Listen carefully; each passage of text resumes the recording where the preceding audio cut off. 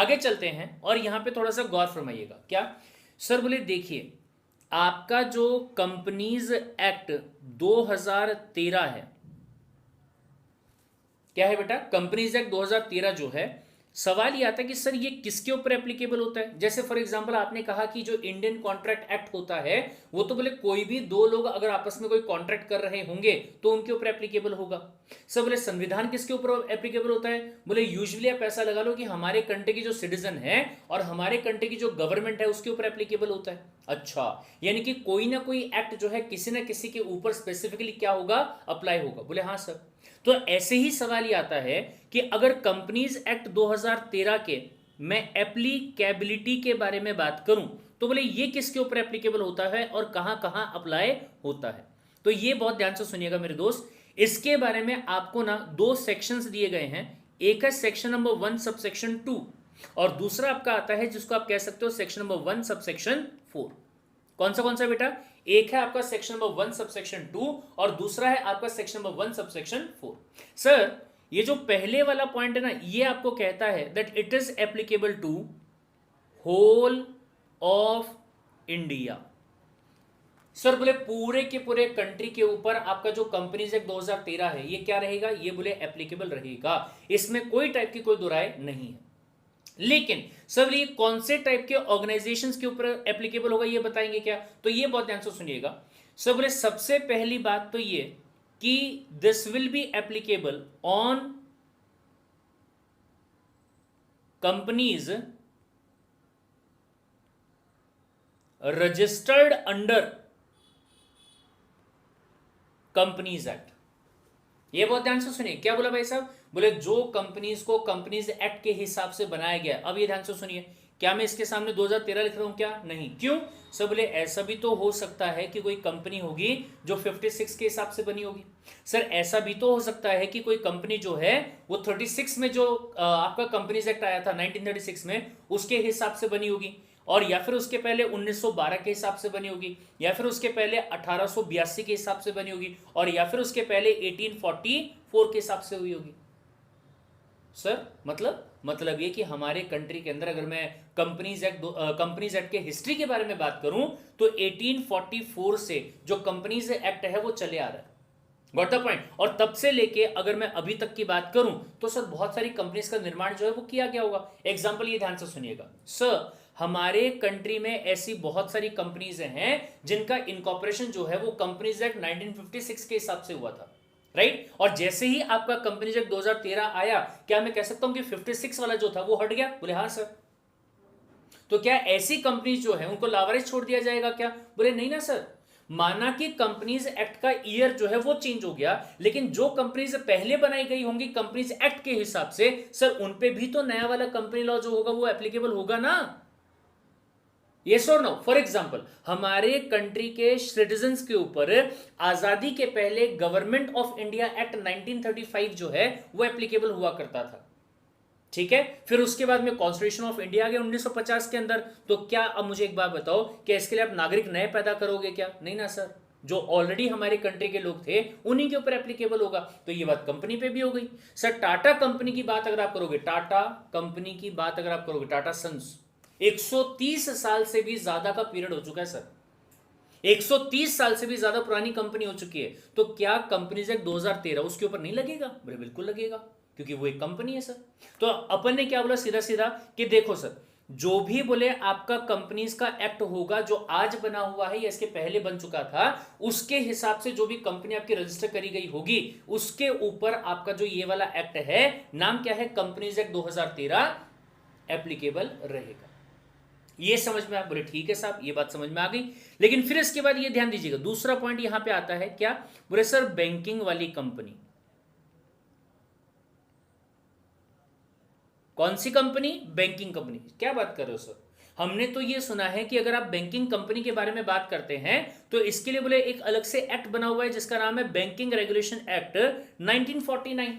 उस पर तो वो वाला एक्ट एप्लीकेबल होगा। ये ध्यान से सुनिएगा।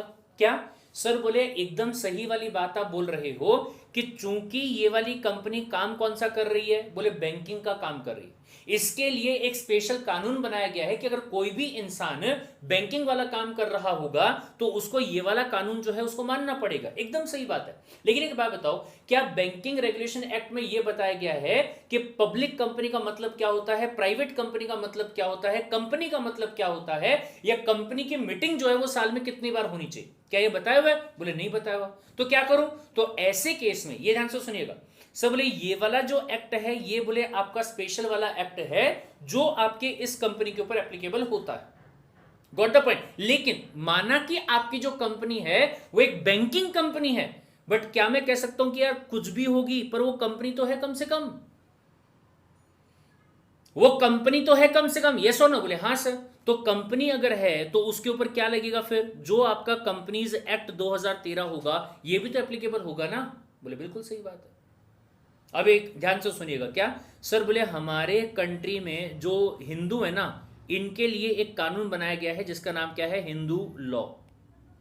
हिंदुओं के लिए एक अलग से कानून बनाया हुआ है जिसका नाम क्या दिया गया? Hindu law. Sir Hindu law क्यों बोला आपने? क्योंकि दो एक्ट आते हैं।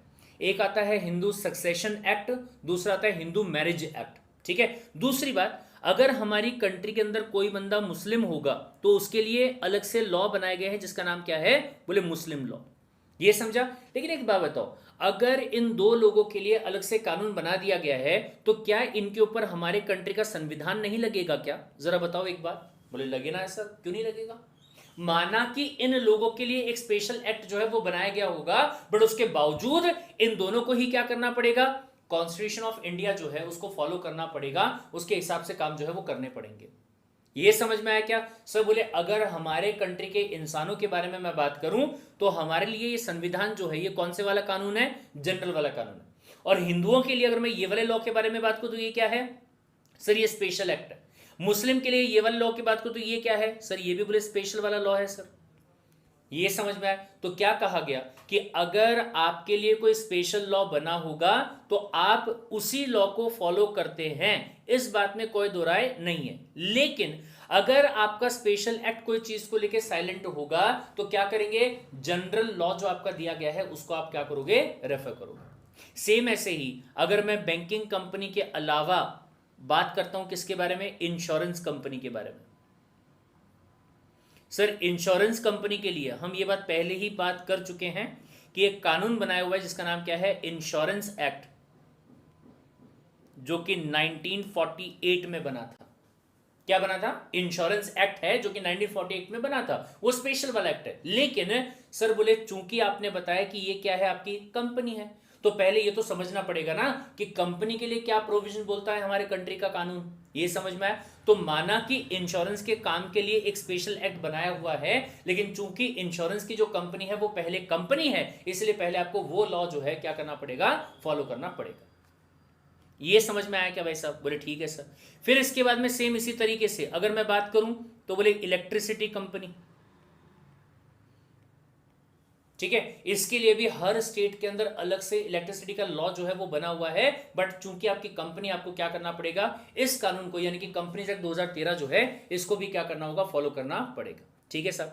फिर इसके बाद में पांचवा, ये बहुत ध्यान से सुनिएगा। क्या सर? बोले कंपनीज और association.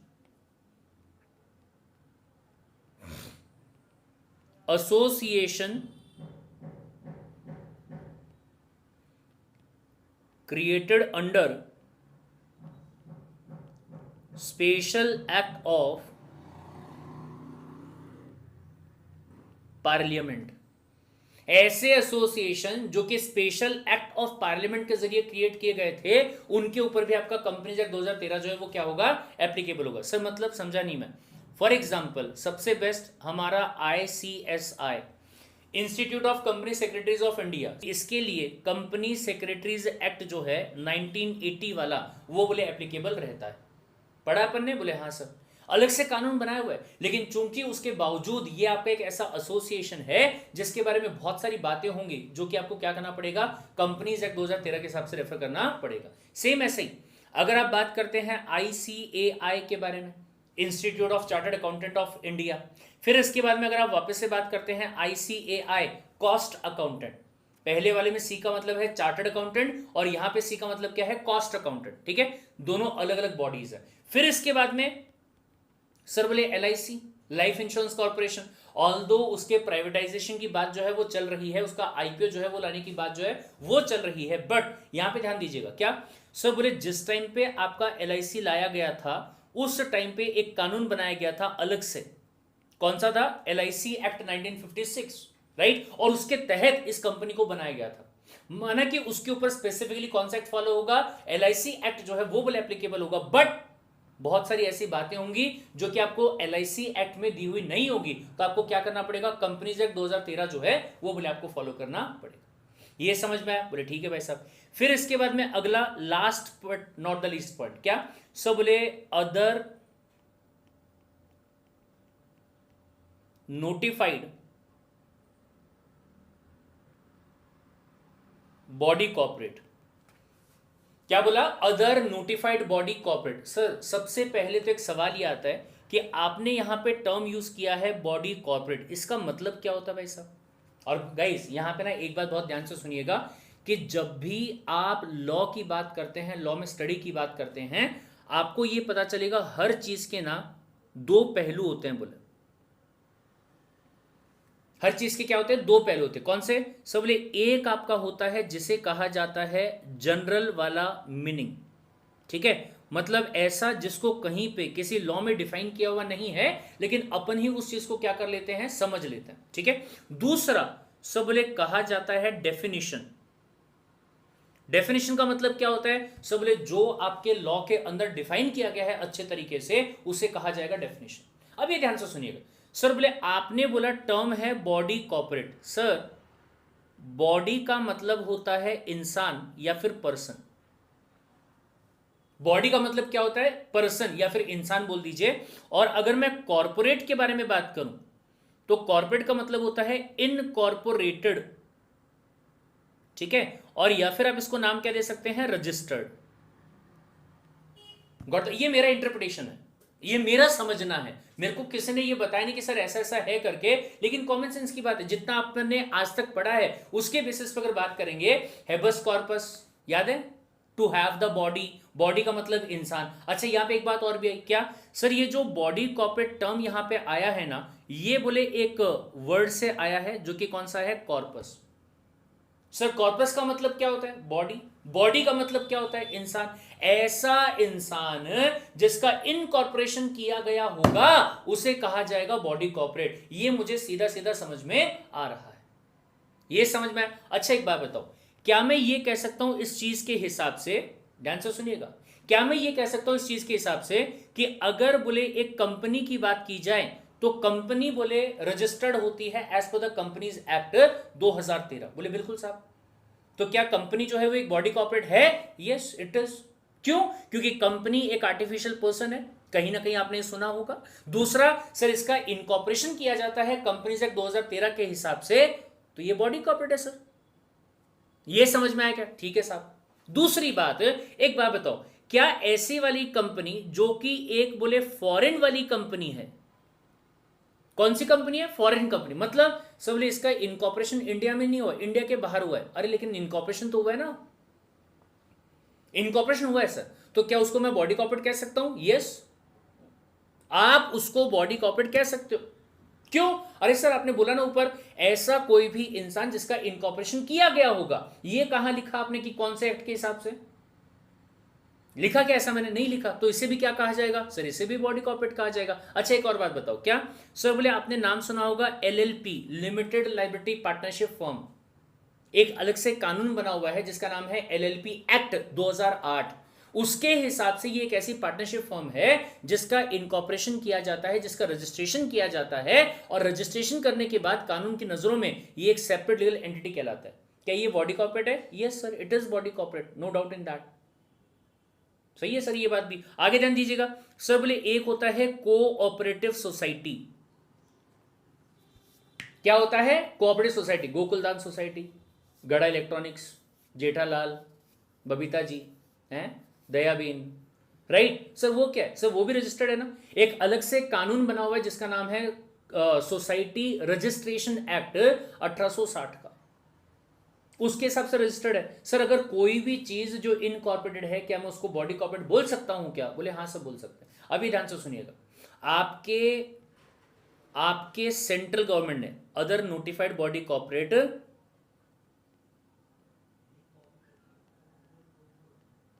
As notified by central government. यहां पे बेटा सेंट्रल गवर्नमेंट का मतलब क्या है? MC department.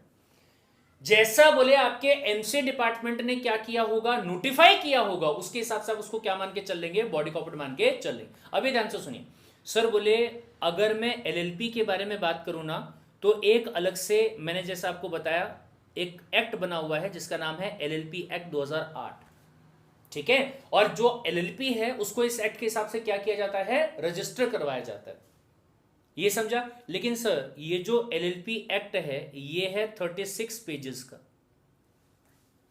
है, सिर्फ 36 पेजेस का है मेरे भाई, ये ध्यान रखिएगा, सिर्फ 36 पेजेस का है, राइट। तो ऐसे बहुत सारे प्रोविजन है जिनके बारे में इस एक्ट में बताया ही नहीं गया है कि क्या करना है क्या नहीं करना है। तो क्या करेंगे सर? तो बोले कंपनीज एक्ट 2013 बोलता है मेरे पास आ जाओ, मैं बताता हूं क्या करेंगे।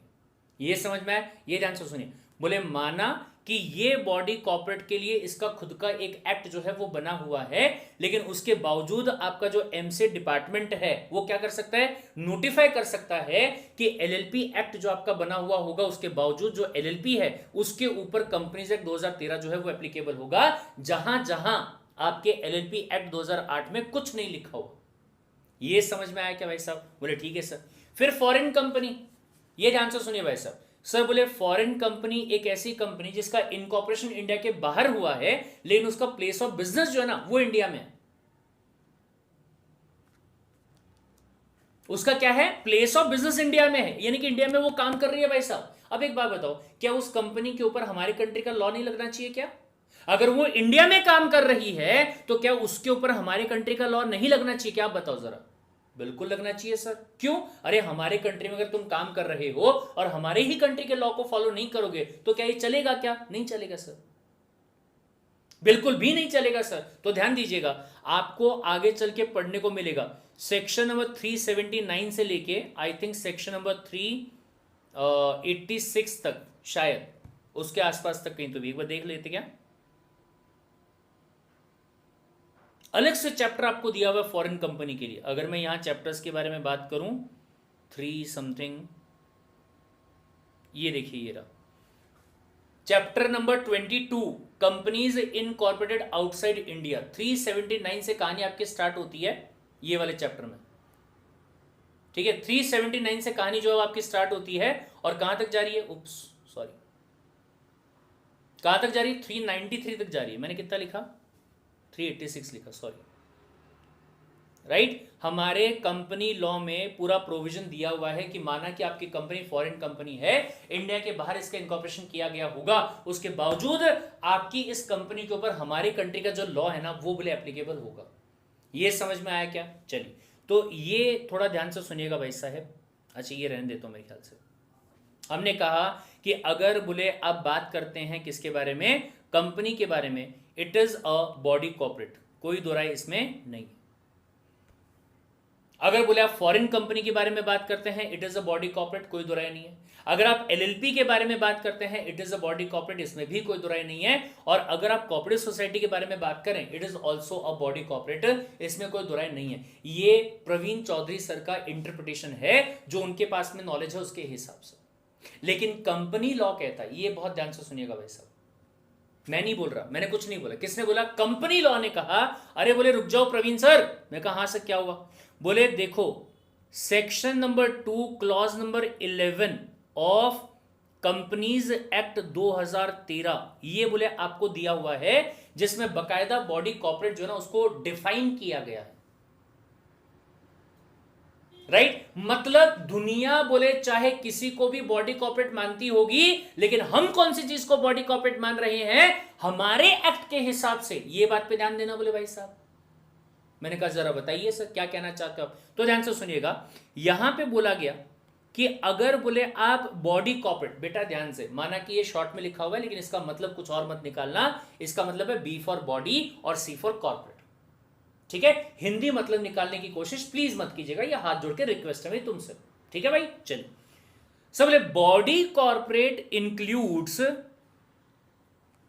सबसे पहली बात क्या बोला, सब बोले देखिए आप जिस चीज को बॉडी कॉर्पोरेट समझ रहे हैं ना, वो तो बोले है बॉडी कॉर्पोरेट, लेकिन एक बात और ध्यान से सुनिएगा, बोले body corporate includes any company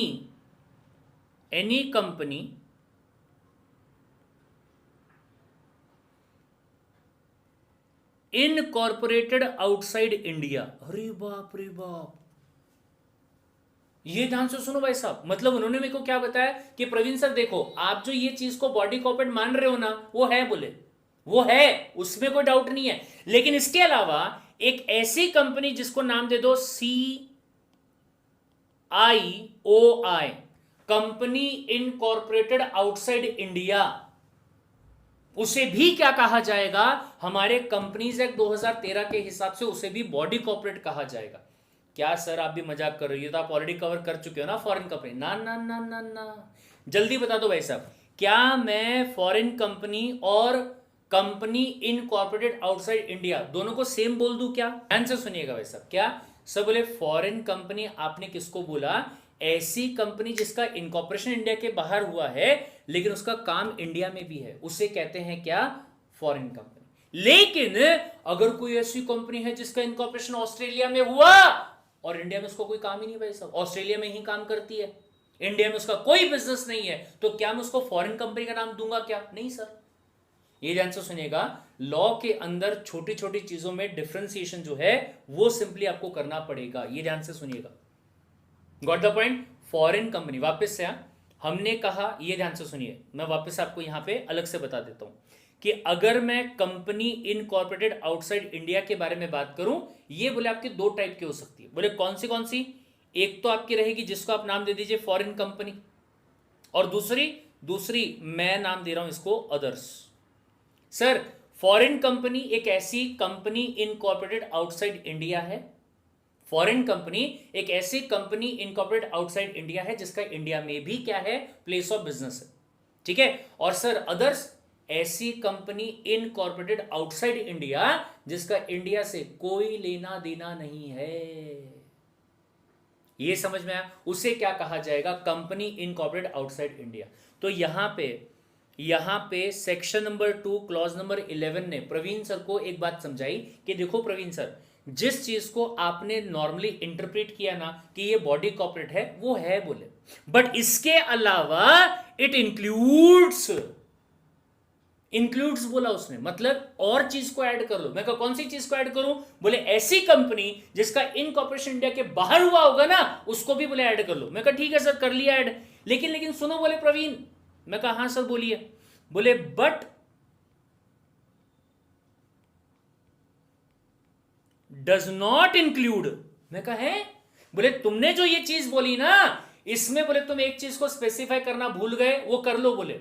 मैं कहा कौन सा? बोले कंपनी इनकॉर्पोरेटेड आउटसाइड इंडिया। मैंने कहा कर दिया सर, लेकिन फिर क्या बोले? बोले तुमने जो चीज यहां स्पेसिफाई करी हुई ना, उसमें से एक चीज को छोड़ दो। मैं कहा कौन सा? बोले सर सबसे पहला cooperative society registered under any society act. कोई भी कोऑपरेटिव सोसाइटी जो कि किसी सोसाइटी एक्ट के हिसाब से रजिस्टर्ड होगी, उसको बोले मैं नहीं मानता बॉडी कॉर्पोरेट। हमारे कंपनीज एक्ट 2013 के हिसाब से हम उसको बॉडी कॉर्पोरेट नहीं मानते हैं, ऐसा बोल रहा है बोले। लेकिन प्रवीण सर ने तो बोला बोले हम मानते हैं। बोले हाँ, ये ध्यान से सुनो, ये ध्यान से सुनो भाई साहब, क्या जनरली आप बोले बॉडी कॉर्पोरेट हो, क्यों? क्योंकि आपका इनकॉर्पोरेशन हुआ है, ये नॉर्मल इंटरप्रिटेशन है। बट बोले कंपनीज एक्ट 2013 जो है ना, वो नहीं मानता बोले आपको। इसका मतलब क्या हुआ? इसका मतलब ये हुआ कि अगर कोई कोऑपरेटिव सोसाइटी है तो उसको कंपनीज एक्ट 2013 के जो लॉज है ना, वो मानने की जरूरत नहीं है। ये समझ में आया क्या भाई साहब? फिलहाल वापस एक बार ध्यान से सुनिएगा। क्या सब बोले अगर मैं बॉडी कॉर्पोरेट के बारे में बात करूं, जनरल मीनिंग की बात अगर करते हैं, ये सब आ जाएंगे। अगर जनरली मीनिंग की बात मैं कर रहा हूं, मैं यहां पे कोई लॉ नहीं पढ़ रहा, ठीक है। मैंने क्या बोला? जनरली ये सब आ जाएंगे। क्यों सर? आपने वर्ड क्या बोला? Body corporate. बॉडी का मतलब होता है इंसान, जो कि कॉर्पस वर्ड से ड्राइव किया गया है, और कॉर्पोरेट का मतलब होता है इनकॉर्पोरेटेड रजिस्टर्ड। तो सर ऐसी कोई भी कंपनी, ऐसा कोई भी एसोसिएशन, ऐसा कोई भी इंसान जिसका रजिस्ट्रेशन किया गया होगा, उसे क्या कह दिया जाएगा? बॉडी कॉर्पोरेट कह दिया जाएगा।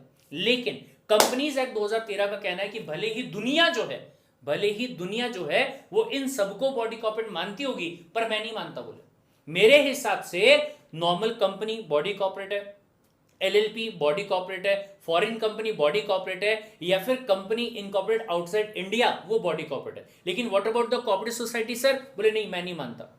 इसको नेगेटिव लेके मत चलिए, इसको पॉजिटिव लेके चलिए। पॉजिटिव कैसे? सब बोले अगर फॉरेन कंपनी है, आपको फॉरेन के जो लॉज है वो भी कंप्लाई करने पड़ेंगे, इंडिया के जो लॉज है वो भी कंप्लाई करने पड़ेंगे।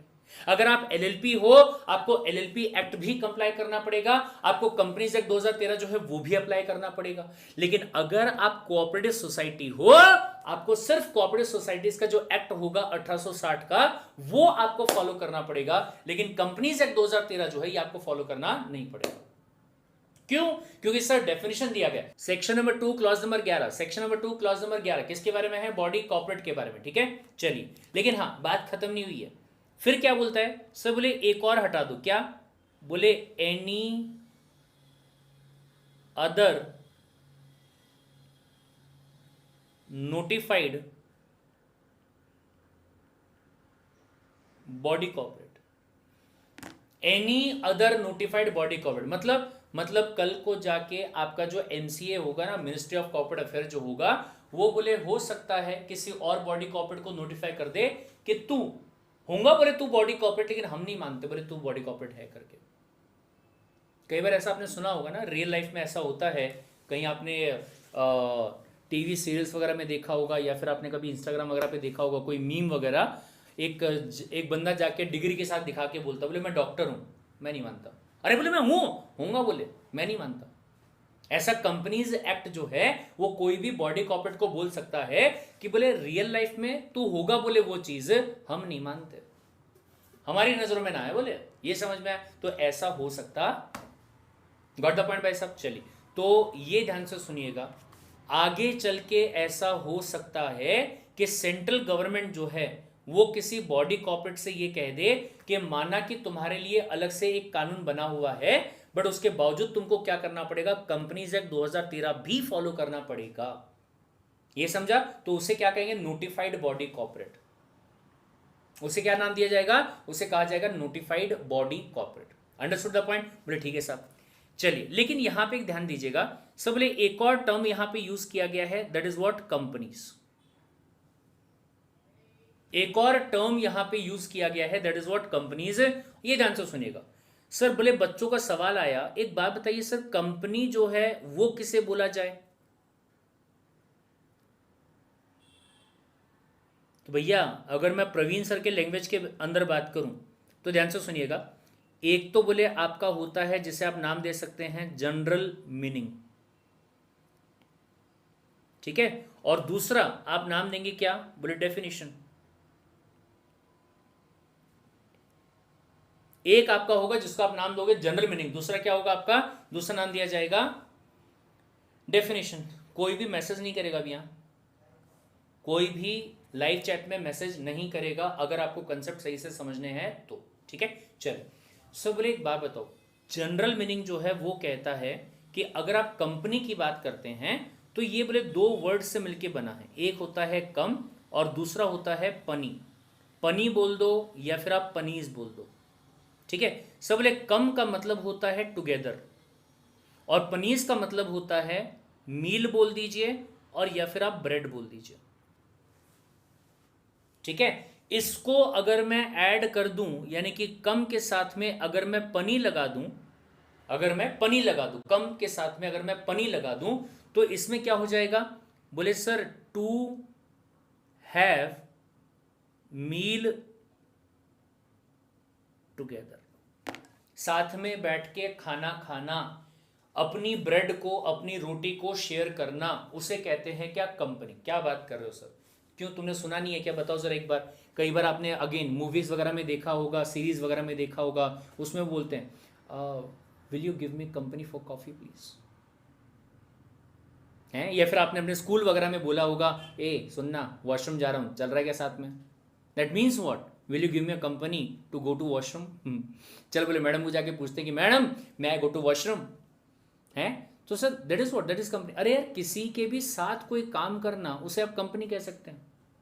ये ध्यान से सुनिएगा, आपने इंग्लिश मूवीज वगैरह में देखा होगा, पुराने ज़माने की जो मूवीज वगैरह आती है उसमें आपने देखा होगा कि राजा महाराजा का जब टाइम हुआ करता था तो वो शाही डिनर का ऑर्गेनाइजेशन करते थे।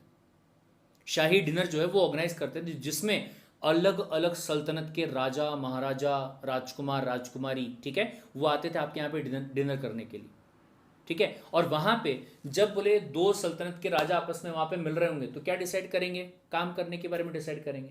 वो पूछेगा अरे तुम क्या करते हो? बोले मैं ये काम करता हूँ। वो पूछेगा तुम क्या करते हो? बोले मैं ये काम करता हूँ। अच्छा दैट्स नाइस, बोले लेट्स हैव एसोसिएशन, आपस में मिलके काम करते हैं। दूसरा एक और एग्जांपल ले लो आप, हर्षद मेहता स्कैम 1992। मैं ऐसा मान के चलता हूं कि अभी तक आपने वो देख ली होगी, अगर नहीं देखी मेरे भाई तो तुम झूठे कॉमर्स के फैन हो।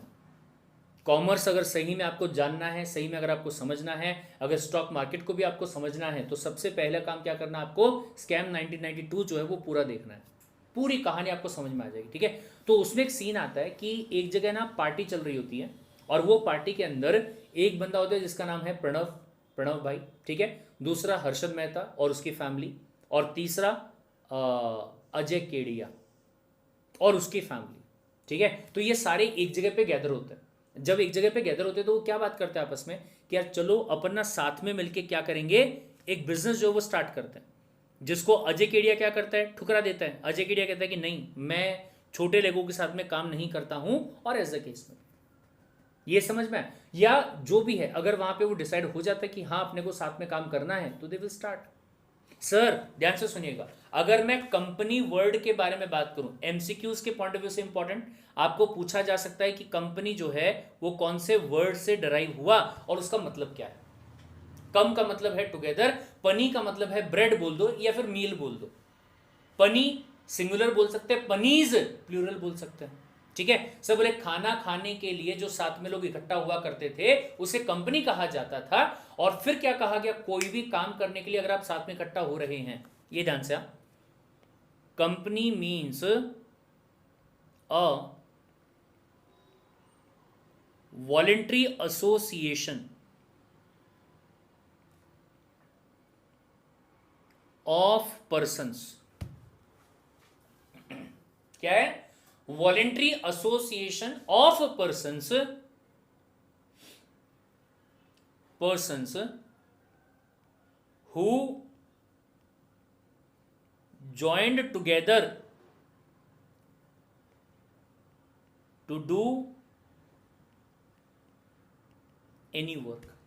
कोई भी काम करने के लिए, कोई भी काम करने के लिए, ये समझ में आया? बोले ठीक है साहब। फिर इसके बाद में यही चीज आगे चल के और इंप्रूव काइंड ऑफ हो गई, और इंप्रूव काइंड ऑफ हो गए। फिर क्या कहा गया कि सब बोले इट इज, और company is a voluntary association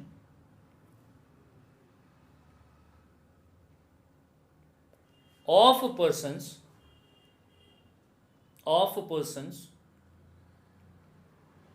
to do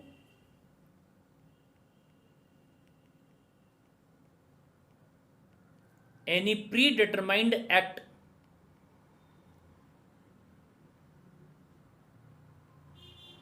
and to share profit out of it। बता दो भाई साहब, क्या मैं ऐसा बोल सकता हूं क्या ये वाली चीज को, अगर मैं नॉर्मल मेरी अंडरस्टैंडिंग के हिसाब से बात कर रहा हूं, ठीक है, मैं सिर्फ मेरी अंडरस्टैंडिंग के हिसाब से बात कर रहा हूं, और जो चीज आपने सुना हुआ है अपने रियल लाइफ के अंदर मैं उसके हिसाब से बात कर रहा हूं। कंपनी क्या होती है? कंपनी सब दो लोग आपस में बैठ के कोई भी काम कर रहे होंगे, कंपनी है। जरूरी नहीं है कि वो वाली चीज में प्रॉफिट आए ही, लेकिन जब आप बिजनेस के बारे में बात कर रहे हो, प्री डिटरमाइंड एक्ट के बारे में बात कर रहे हो, तो सर उसमें बोले प्रॉफिट अर्न करना ही आपका क्या रहता है? मोटिव होता है, यूजुअली अगर बात की जाए तो। लेकिन हर बार प्रॉफिट ही अर्न करना आपका मोटिव होगा ये जरूरी नहीं है सर, ये जरूरी नहीं है। एग्जाम्पल मैंने कहा, will you give me a company to have coffee, इसमें क्या प्रॉफिट है भाई साहब? कोई प्रॉफिट नहीं है। चल बोले साथ में बैठेंगे, गप्पे लड़ाएंगे, और क्या करेंगे? कॉफी पिएंगे। बोले can we do that, yes और नो? अच्छा, अब मेरे को ना इसके हिसाब से एक बात बताओ, मेरे को ये चीज के हिसाब से एक बात बता दो, क्या मैं कह सकता हूं कि पार्टनरशिप फर्म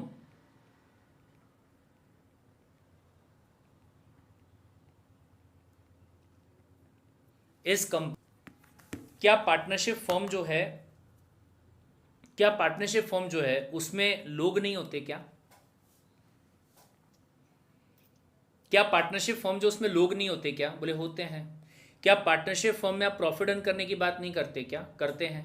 क्या पार्टनरशिप फर्म में आप काम करने की बात नहीं करते क्या? करते हैं। तो फिर उसको कंपनी क्यों नहीं बोल रहे हो? बोल सकते हैं।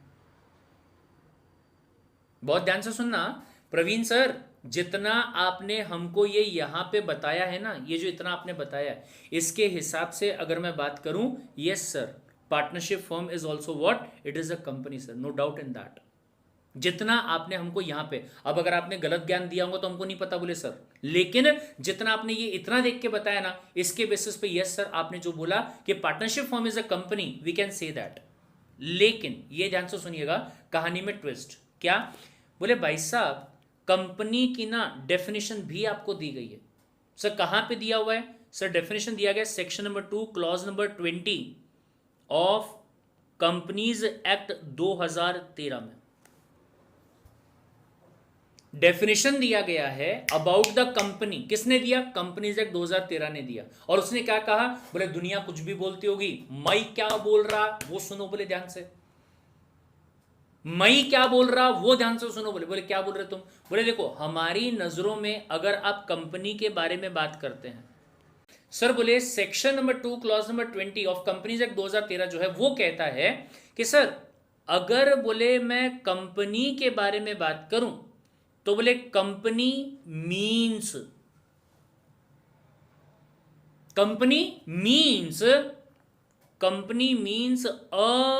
कंपनी। यहां पे मैं वर्ड यूज कर रहा हूं association. Company means what? Company means a company और एसोसिएशन विच इज रजिस्टर्ड। मैं वर्ड यूज कर रहा हूं इनकॉर्पोरेटेड। रजिस्टर्ड मैं वर्ड यूज कर रहा हूं इनकॉर्पोरेटेड।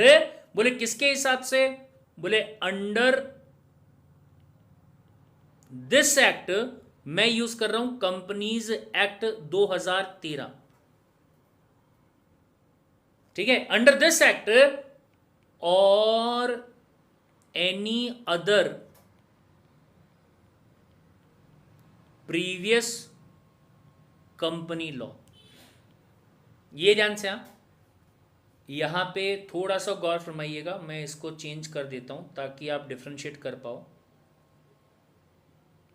ठीक है, आज तक बचपन में आपके साथ में एक काम हो रहा था जहां पे पंगा क्या हो रहा था पता है?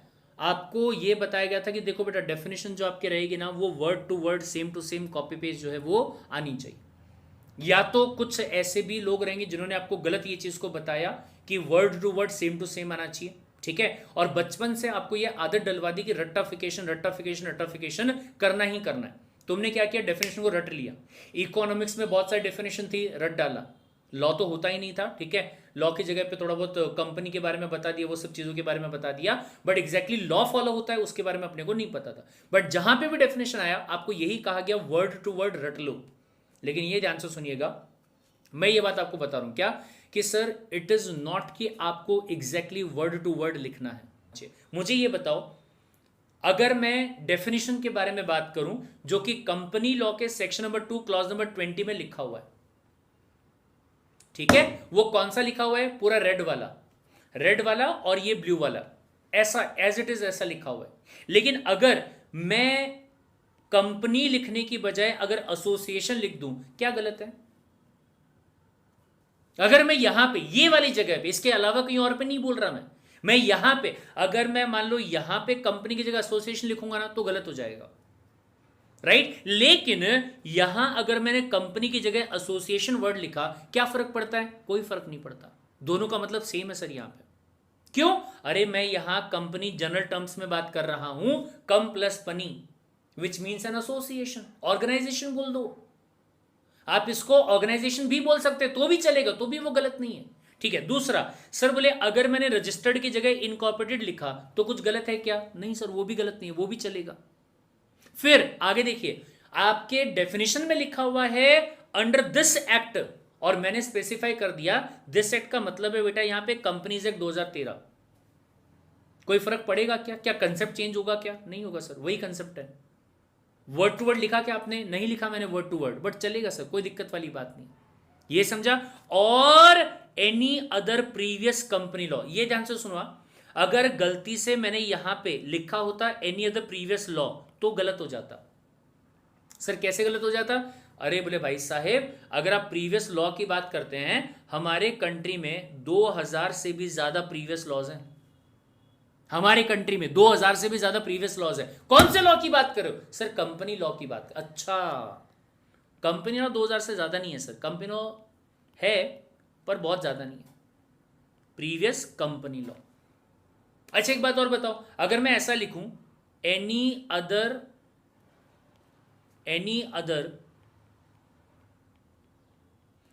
Previous law related to company, ये भी तो चलेगा ना? हाँ सर ये भी चलेगा, इसमें भी कोई दिक्कत वाली बात नहीं। ये समझ में आया? तो सबसे पहली बात तो ये कि आपको वर्ड टू वर्ड कॉपी नहीं करना। दूसरी बात ये आपको चीजों को समझना अच्छे तरीके से, राइट? अब ये ध्यान से सुनिए, क्या सब बोले जनरली माना कि आप शायद पार्टनरशिप फॉर्म को क्या कह रहे हैं? कंपनी कह रहे हैं। लेकिन सवाल है आपसे कि क्या पार्टनरशिप फॉर्म जो है वो कंपनीज एक्ट 2013 के हिसाब से रजिस्टर्ड होता है क्या?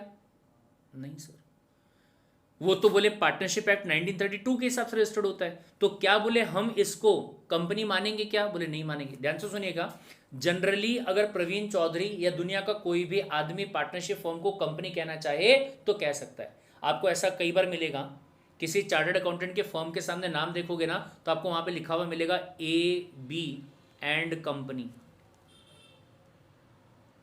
मजाक नहीं कर रहा हूं। किसी भी चार्टर्ड अकाउंटेंट के फर्म के नाम के सामने या CS के फर्म के नाम के सामने आपको उसका नाम फिर लिखा हुआ मिलेगा एंड कंपनी।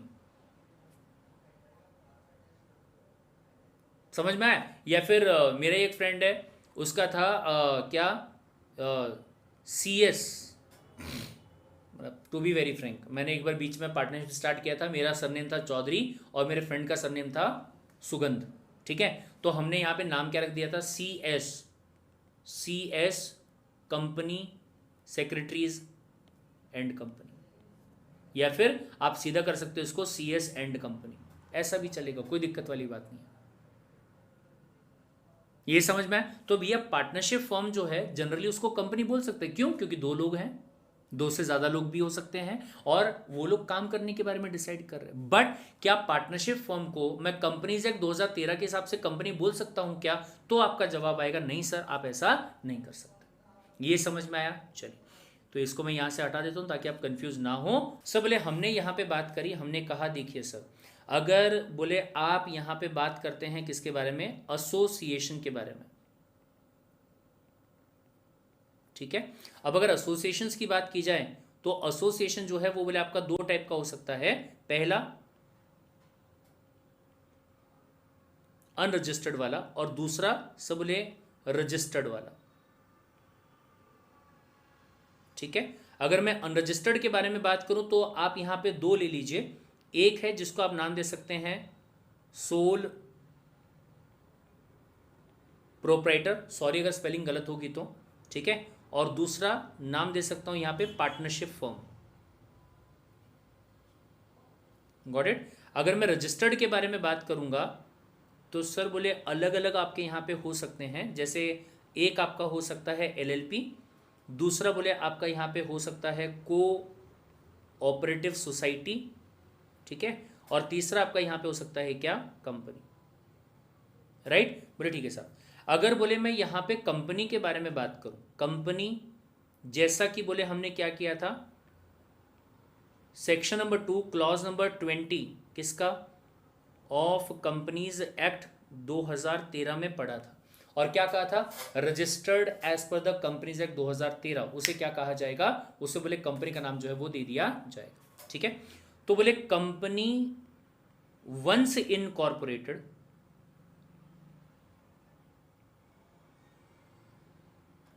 एक बार बोले अगर ये क्या हो गई, इनकॉर्पोरेट हो गई, इट बिकम्स, ये बहुत ध्यान से सुनिएगा। सो बोले सबसे पहली बात तो ये, इट बिकम्स आर्टिफिशियल पर्सन। क्या बन जाएगी? आर्टिफिशियल पर्सन बन जाएगी। सब आर्टिफिशियल पर्सन का मतलब क्या होता है? इसका मतलब होता है created by operation of law.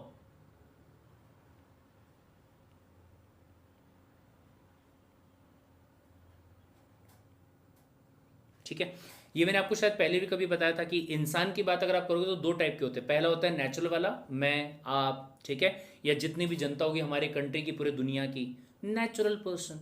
Artificial person sir ऐसा इंसान जो कि नेचुरल प्रोसेस ऑफ बर्थ से पैदा नहीं हुआ, लेकिन बाय ऑपरेशन ऑफ लॉ उसको पैदा किया गया, उसे क्या कहा जाएगा? आर्टिफिशियल पर्सन कहा जाएगा। ये समझ में आया? ठीक है वैसा। फिर दूसरा सर बोले चूंकि ये बोले एक आपका आर्टिफिशियल पर्सन है और इंसान है, क्या है? इंसान है, तो आप ये कह सकते हैं कि it has separate legal entity.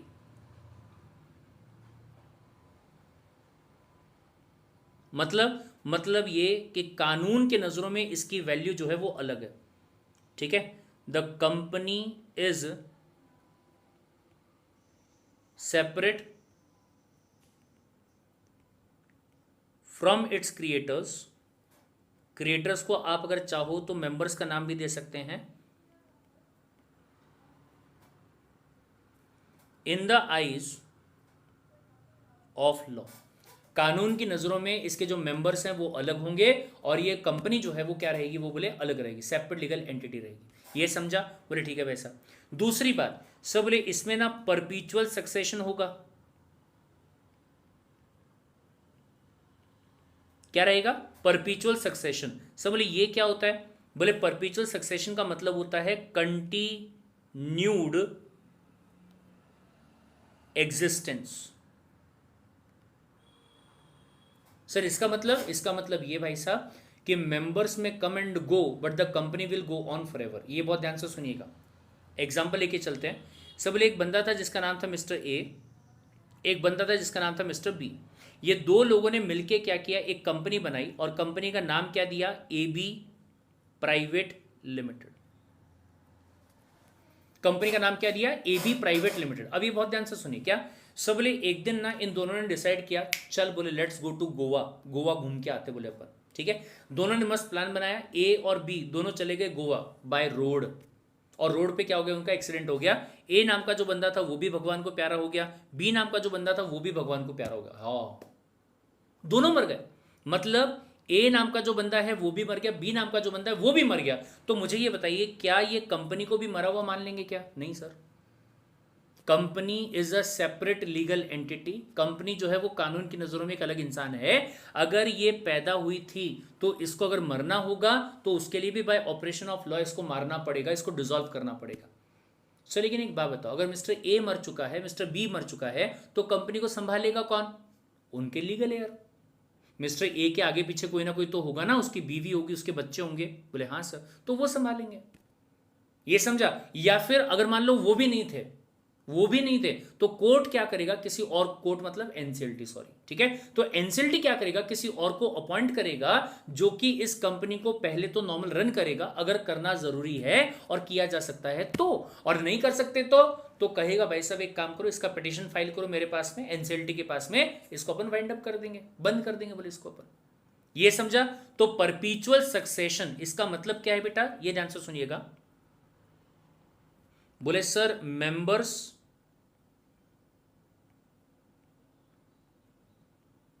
may come and go but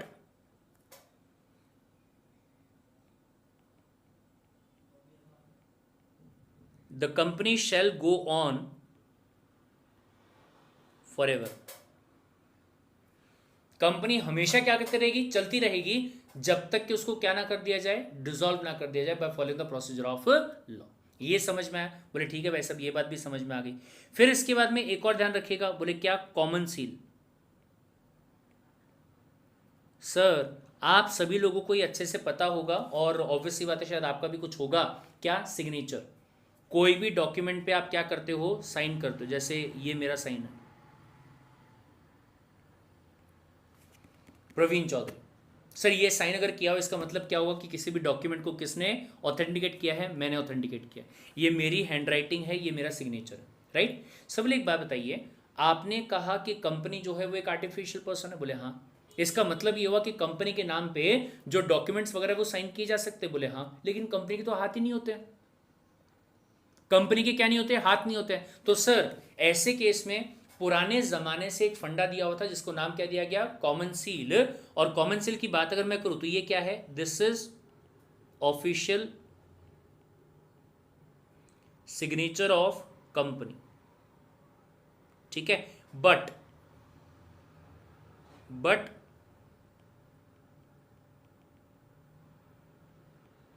requirement of common seal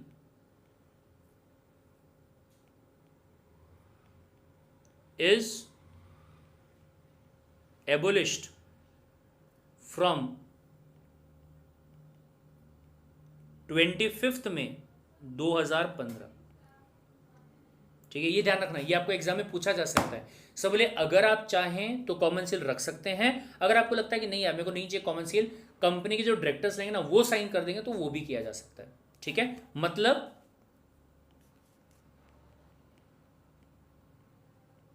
it means now common seal is optional। अगर आप रखना चाहो तो रख लीजिएगा, नहीं रखने की इच्छा अगर आपकी होगी तो वो भी चलेगा। क्या किया जाएगा? डायरेक्टर साइन कर देंगे। ये समझा? ठीक है। फिर इसके बाद में अगला पॉइंट, ये ध्यान से सुनिएगा। क्या sir? Company can have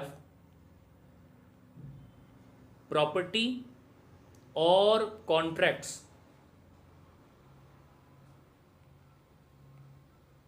in its own name. फिर इसके बाद में अब चूंकि ये हो चुका है तो कंपनी कैन सू। बेटा सू करने का मतलब वो नहीं होता है, ठीक है। सू का मतलब है file case, can file case, ठीक है। और बी सूड, सूड का मतलब क्या होता है? कोई दूसरा आपके ऊपर केस कर रहा है, आप दूसरे पे कर रहे हो सू, दूसरा आपके ऊपर कर रहा है सूड, ठीक है। कैन सू और be sued again in its own name. ये समझा? ये एक फीचर इसका रहेगा, ठीक है भाई साहब। यानी कि आप ही के नाम पे पूरा काम, यानी कि कंपनी के नाम पे पूरा काम जो है वो रहने वाला है, ठीक है। नेक्स्ट पॉइंट सर बोले ये ध्यान से, सेपरेट ओनरशिप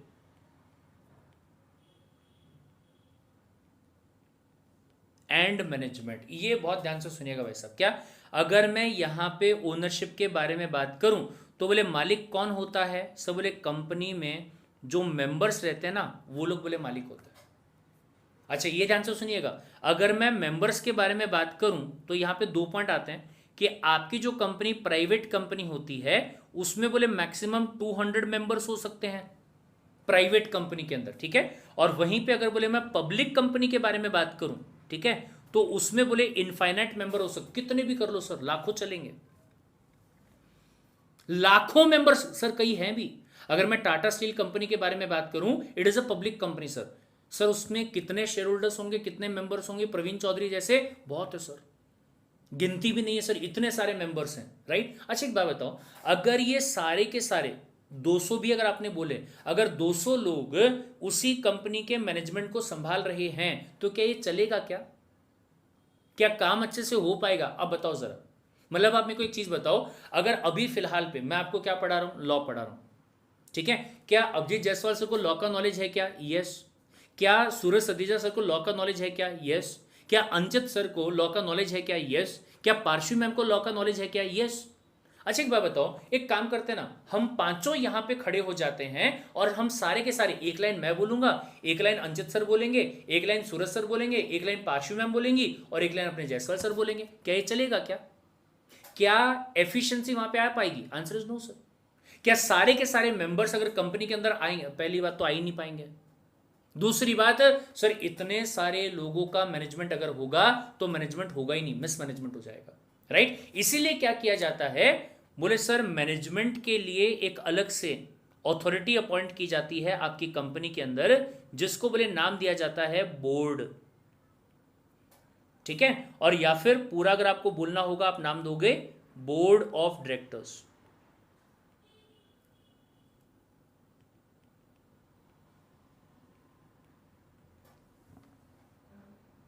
क्या नाम दिया जाएगा? Board of directors. से इसमें कौन होंगे? कंपनी के डायरेक्टर्स रहेंगे, जिनका काम क्या है? कंपनी के काम को करवाना, कंपनी के काम को करना, कंपनी को डायरेक्ट करना कि आपको ये वे में काम करना। ये समझा? अब ये ध्यान से सुनिएगा, अगर मैं कंपनी के बोर्ड ऑफ डायरेक्टर्स के बारे में बात करूं तो इसमें कौन रहेंगे? सर इसमें रहते हैं बोले डायरेक्टर्स। सर इंडिविजुअली जिसे डायरेक्टर कहा जाता है, कलेक्टिवली उनको क्या कहा जाता है? बोर्ड ऑफ डायरेक्टर्स कहा जाता है। ये समझ में आए? सब बोले अगर मैं डायरेक्टर्स के बारे में बात करूं तो इसमें ध्यान दीजिएगा। ठीक है, अभी अपन फिलहाल नॉर्मल बात कर रहे हैं यहां पे कि अगर आपकी कंपनी एक प्राइवेट कंपनी होती है तो कम से कम 2 डायरेक्टर्स होने चाहिए। अगर आपकी कंपनी एक पब्लिक वाली कंपनी होती है तो कम से कम कितने डायरेक्टर्स रहेंगे? 3 डायरेक्टर्स होने चाहिए। ये समझा? बोले ठीक है साहब। अच्छा एक बात और सर, बोले सबसे टॉप लेवल पे बात अगर आप करोगे तो आपकी कंपनी का बोर्ड ऑफ डायरेक्टर्स होता है। इसके नीचे अगर आप बात करोगे तो आपके अलग अलग लेवल के वेरियस लेवल मैनेजर्स होते हैं जो कि काम करेंगे। और अगर मैं मैनेजर्स के नीचे की बात करूंगा तो यहां पे कौन रहेंगे? सबले एम्प्लॉयज होते हैं सर। ठीक है, और अगर मैं एम्प्लॉयज के नीचे की बात करूंगा तो कौन रहेंगे? सबले वर्कर्स रहते हैं सर। ये समझ में आया क्या? वर्कर्स आपके जो होंगे वो आपका रेगुलर वाला काम करेंगे, उनके काम को कौन रेगुलेट करेगा? एम्प्लॉयज करेंगे। एम्प्लॉयज को कौन रेगुलेट करेगा? मैनेजर करेंगे, sales manager, production manager, marketing manager वगैरह वगैरह वगैरह। ठीक है, और मैनेजर के ऊपर कौन रहेगा? आपका कंपनी का बोर्ड जो होगा, कंपनी के डायरेक्टर्स जो होंगे वो लोग बोले वहां पर रहेंगे। ये समझ में आए? सर इससे क्या होगा? इससे होगा ये कि जो आपका मैनेजमेंट होगा ये बोले कौन संभाल रहे होंगे? प्रोफेशनल। प्रोफेशनल वाला आपका मैनेजमेंट रहेगा। ये बात बोले आप क्या कर सकते हो? इंश्योर कर सकते हो। जिनको बोले काम को संभालने का नॉलेज रहेगा, जिनके पास में एक्सपीरियंस होगा, जिनके पास में एक्सपर्टीज होगा, सिर्फ वही लोग वहां पे काम करने वाले। एग्जाम्पल, अगर मैं टाटा कंपनी के बारे में बात करूं, सर टाटा स्टील, मेरे को स्टील का कोई नॉलेज नहीं, मेरे को स्टील का एक फूटी कौड़ी का नॉलेज नहीं है भाई साहब, अगर मैं फ्रेंकली आपको बताऊं तो। ठीक है, तो क्या टाटा स्टील कंपनी के मैनेजमेंट में मैं हूं क्या?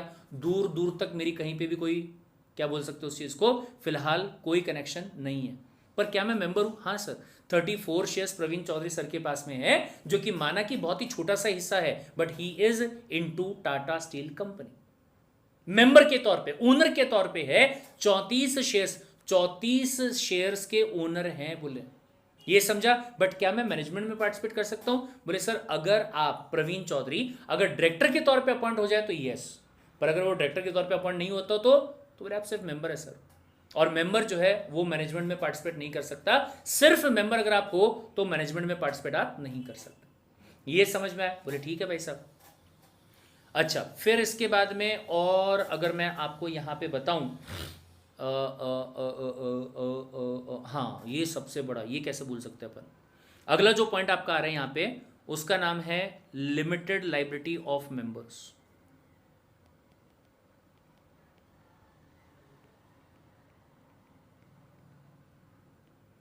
Limited liability of members. ठीक है, अब भाई साहब ये वाला जो पॉइंट है ना, इसको तो आप बहुत ध्यान से सुनिएगा और समझिएगा। अगर बोले कंपनीज के अंदर आप लाइबिलिटी के बारे में बात करते हैं तो बोले भाई साहब 3 टाइप की लाइबिलिटी जो है वो बोले आपकी यहां पे हो सकती है। या लाइबिलिटी के पॉइंट ऑफ व्यू से कंपनी को बोले आप 3 टाइप में क्या कर सकते हो? डिवाइड कर सकते हो। कौन सी? सबसे पहली बात बोले sir liability which is limited by shares. ठीक है, दूसरा liability which is limited by guarantee, और तीसरा बोले unlimited liability.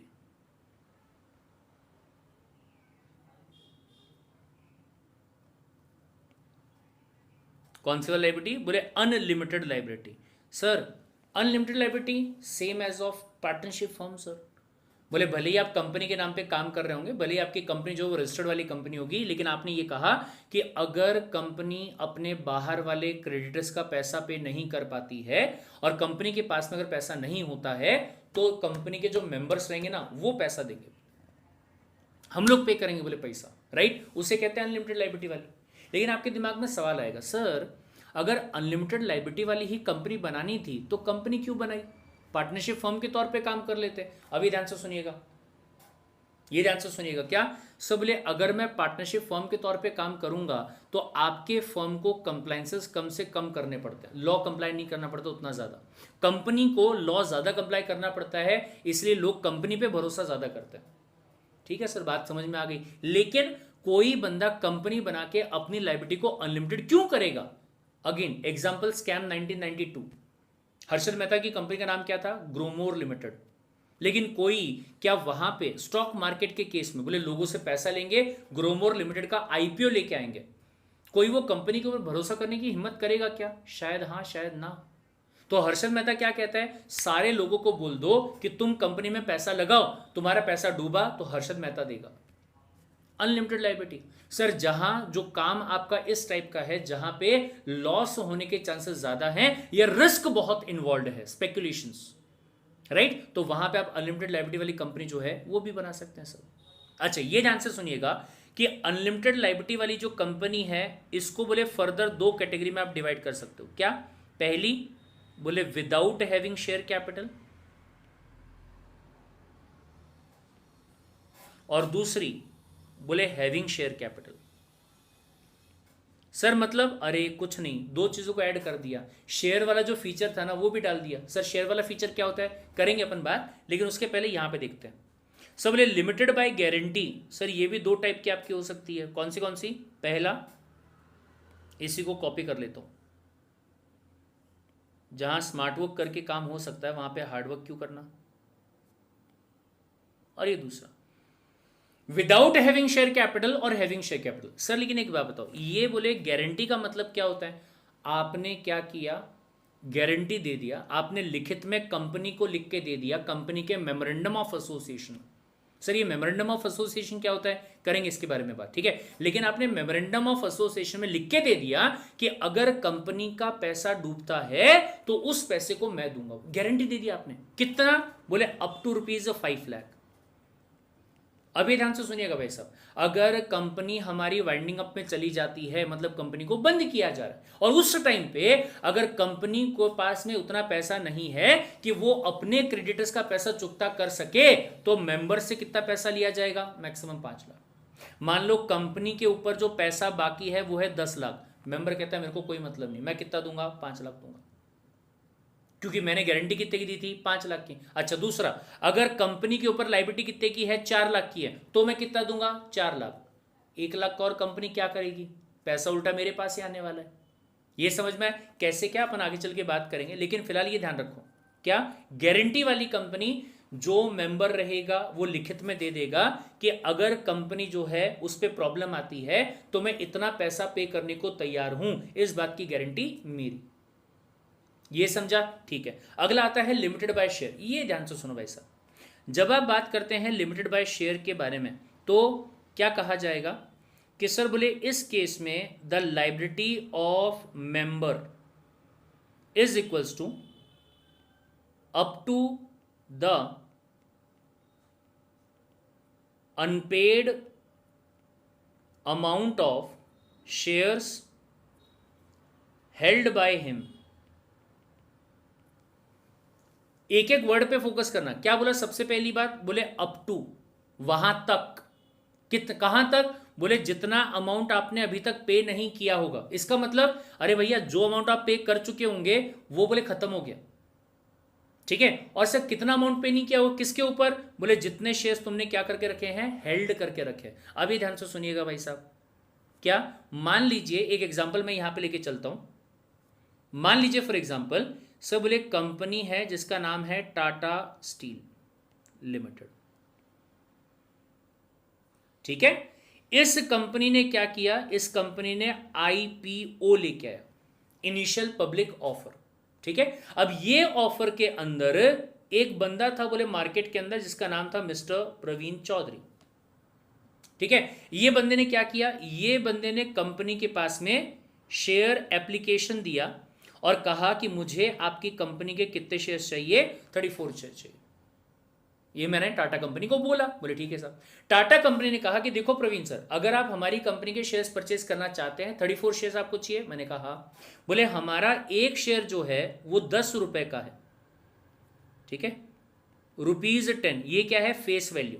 Sir face value का मतलब क्या होता है, जो वैल्यू शेयर के ऊपर लिखी हुई रहती है उसे कहते हैं फेस वैल्यू। जैसे 10 रुपए के नोट पे लिखा हुआ रहता है ₹10, तो 10 रुपए उसकी क्या है, फेस वैल्यू।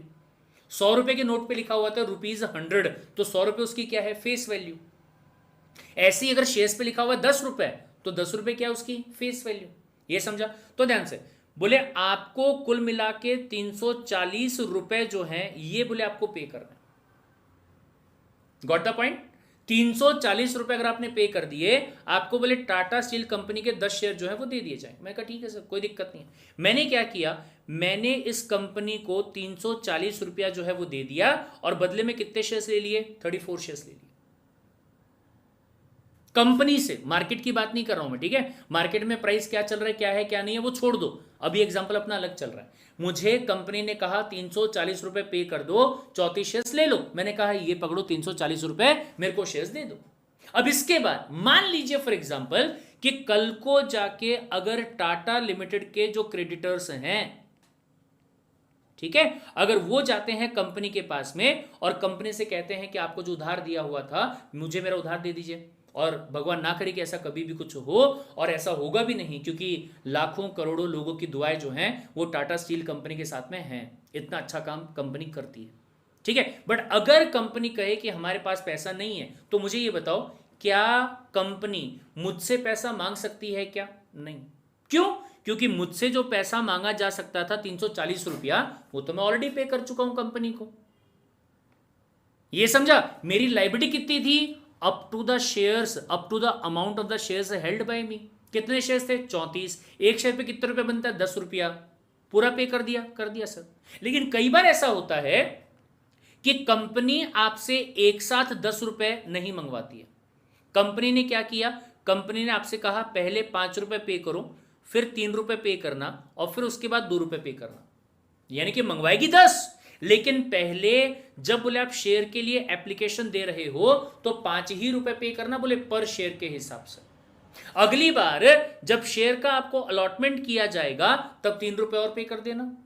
फिर उसके बाद में वापस से आपको कंपनी का एक बार फोन आएगा, जब फोन आएगा तो बचे हुए 2 रुपए जो है वो दे देना बोले तुम। मैं कहा ठीक है सर, कोई दिक्कत नहीं है। अब मान लीजिए फॉर एग्जाम्पल कि मैंने कंपनी को ऑलरेडी 5 और 3 8 रुपए जो है वो मैं पे कर चुका हूं। कितना पैसा पे करना बाकी है, 2 रुपया। क्या कंपनी मुझसे पैसा मंगवा सकती है अगर क्रेडिटर का कंपनी के ऊपर लायबिलिटी आया तो? Yes sir. कितना, पर शेयर के हिसाब से 2 रुपए मंगाएगी, और 34 शेयर के हिसाब से 68 रुपए जो है वो मंगवा सकती है, उसके अलावा कुछ भी नहीं। क्योंकि मैंने क्या बोला, up to the unpaid amount of the shares held by him. Sir इसके अलावा मेरी कंपनी के टुवर्ड्स कोई लायबिलिटी नहीं है, चाहे कंपनी की बाहर वाले के टुवर्ड्स में करोड़ों रुपए की लायबिलिटी क्यों ना आ जाए, मेरे को उससे कोई मतलब नहीं। ये समझ में आया क्या भाई साहब? मुझे इस बात से कोई मतलब नहीं है कि कंपनी के ऊपर बाहर वाले की कितनी लायबिलिटी है, I don't know about it. ये समझ में आया क्या? इसे कहते हैं क्या, limited by share. Sir guarantee वाले में क्या होता है, ये मैं आपको यहां पर लिख के दे देता हूं वापस से। बोले लायबिलिटी ऑफ मेंबर इज, वापस से सेम वर्ड, अप टू, वहां तक, कहां तक, up to the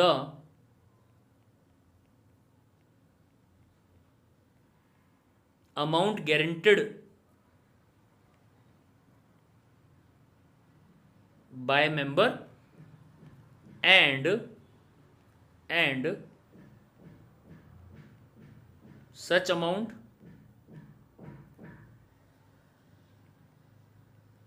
can be taken only at the time of winding up। ठीक है, जब बोले आपकी कंपनी वाइंडिंग अप में जाएगी ना, तभी ये पैसा मांगा जा सकता है। लेकिन वहीं पर अगर मैं शेयर्स की बात करूं तो held by him and such amount can be called by the company at any time. कभी भी मांग सकती है सर। अगर ये वाला रहा तो कंपनी कभी भी मांग सकती है, गारंटी वाला अगर रहा तो सिर्फ वाइंडिंग अप के टाइम पे ही मांगा जा सकता है, इसके अलावा कभी भी नहीं। ये समझ में आया। और सर अनलिमिटेड वाले में liability of member is equals to unlimited, but same point आ जाएगा आपका ये। इसको मैं यहां से हटा देता हूं और इसको मैं यहां से कॉपी पेस्ट कर देता हूं, इतना।